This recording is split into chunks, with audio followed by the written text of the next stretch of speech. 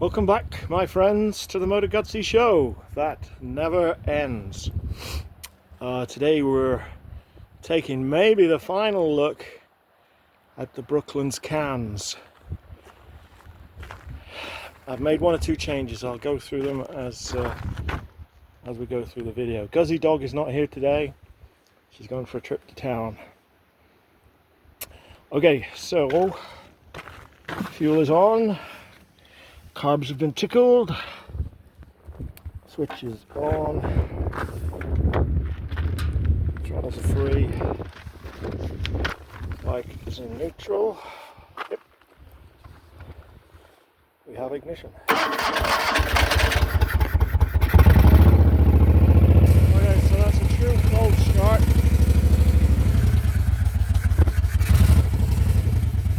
It's smoky because we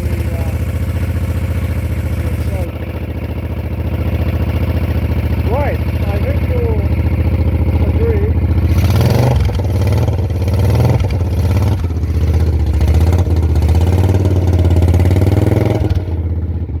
It's a little bit quieter now. Just have to let it warm up because the engines are they're pretty cold-blooded. They're from the Mediterranean. Even though it's a nice day, it still feels cold to a Guzzi. I think that's a nice mellow sound. It lets everybody know that it's actually a motorbike and not a bloody electric bike.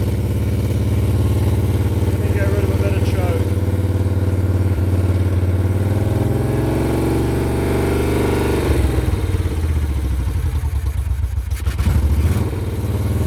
Yeah. I tuned the carbs the other day and drop the throttle stops down a bit, so she idles. When she's warm, she idles nicely, but until she gets warm, she's a bit like this.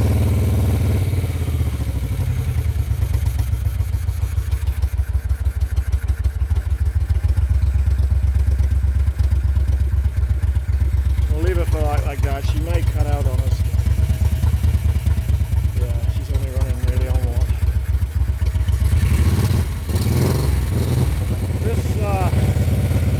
Cylinder on this side is running stronger than the other one. I think I need to clean out the pilot passages on the other car. When my new floats come, I'll do that. I'm not going to take it off just for that. Do it for any jobs. I'll put the microphone down by the exhaust.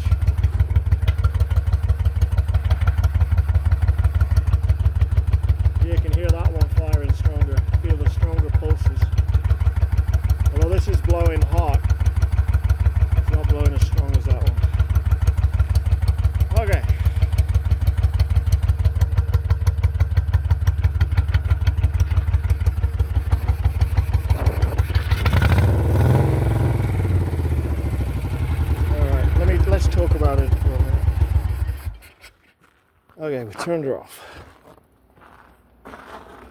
Right.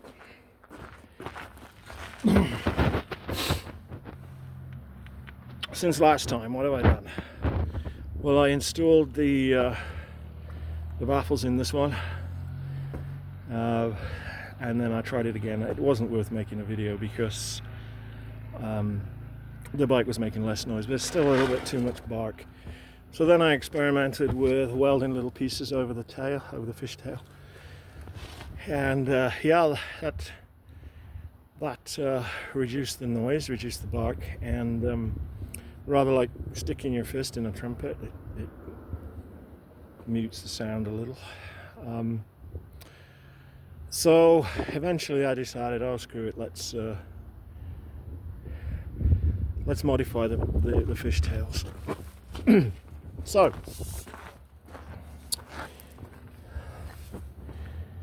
I cut a piece out, squashed them together, made this 6 inches. So that is 6 inches from there to there, and that is 1/4 inch across, which is pretty much what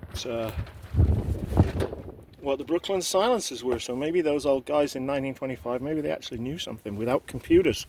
Imagine that, and without artificial intelligence. Yeah. So so I did that, and then I polished it off a little, tried to make it look neat and tidy. I couldn't get hold of this paint. This is a VHT paint, it's called cast iron. Couldn't get hold of any. And you try ordering something at a large store around here, they go, oh yeah, well we can order it, but it won't come in because the computer hasn't ordered it for us, and all this BS. Decisions are made by computers, right? Ugh. Anyways, so I thought I'd try something. I painted it with linseed oil and burnt the linseed oil off with the oxy torch. Gave it a few little bits of swirl with a torch to make it look like it's case hardened, which of course I mean, maybe slightly, who knows.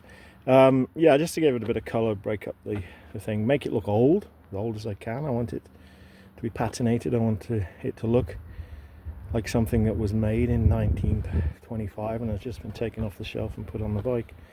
So yeah, how durable that finish is going to be, I have no idea. But then I gave it a rub with a rag with a bit of copper coat on it, because I was putting copper coat on these joints to try to keep them from rusting up through use. So I gave it a rub with the copper coat, and it's just brought out a nice little bit of colour in it. I think it's not too bad. It's not all that different. I mean, I might even do the whole exhaust pipe that way, who knows. Part of the reason for doing it and messing around with this thing in mild steel was to come up with something, and then if it works, maybe at a later date to make it in stainless steel, because it wouldn't be hard to make in stainless steel. And I can make a pipe, 1.5 inch tubing, I can sand bend that stainless steel, mate it up to a stainless steel silencer, and Bob's your uncle. So I'm quite pleased with it. The blotches of my artistic effect, a bit of case hardening. So anyway, hope you like it. If you don't like it, well, that's tough because it's staying on the bike anyways. I didn't show you this, but I put folding footrests on. This bike originally had footboards, which I hate. Couldn't buy any regular footrests for it, so I thought I'll make my own. And then I thought, well, while I'm doing it, why don't I make some folding ones? So I did, and then I had to bend the brake lever to go around it. Still needs a bit of final adjustment. It's a bit too high, but just take it down one on the spline there. Okay, right, now are you thinking that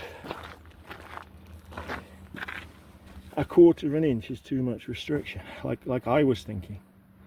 I didn't know, so I thought, well, I'll work it out, and there, here we have Professor Dungsperter's theory of exhaustivity. Now, if we look at the exhaust pipe on that bike, the internal diameter is 1.28 inches. Okay, so the diameter is that, so the radius is half of that. Now, the area of a circle is pi r squared. So then we get this, pi times 0.64 squared, which comes to 1.2868 square inches.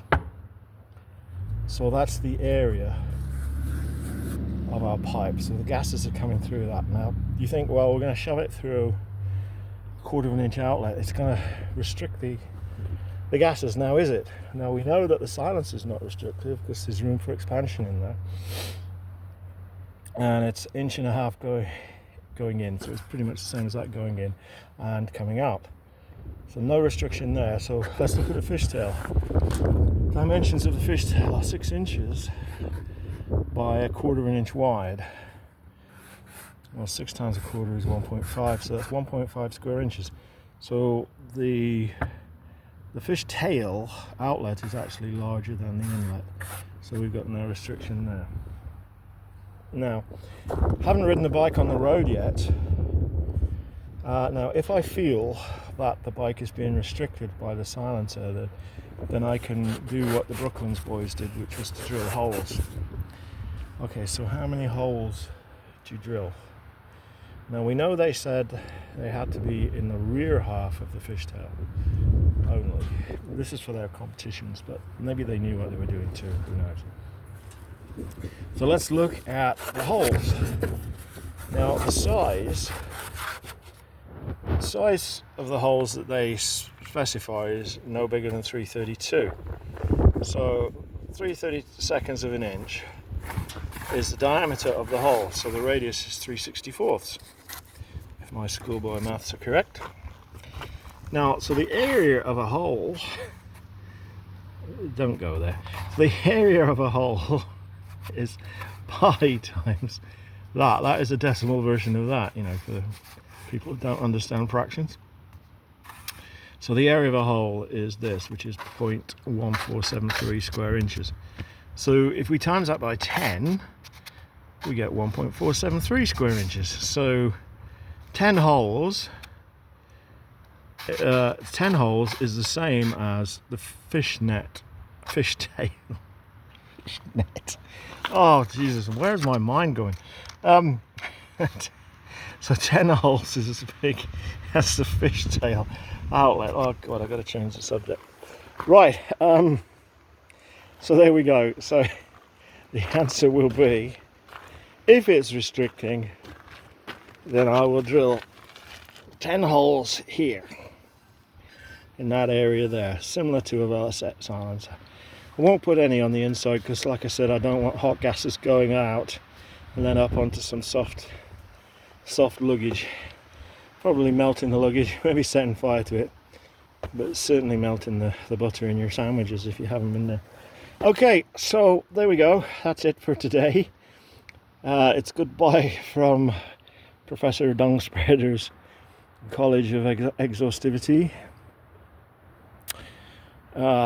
Brooklands University, and we will talk to you next time. So it's goodbye from me, and it would be goodbye from Guzzi Dog. Take care of yourselves, look after one another, keep your rubber side down, keep your Guzzi side up, keep it shiny, keep smiling, enjoy your riding for the summer. Bye for now.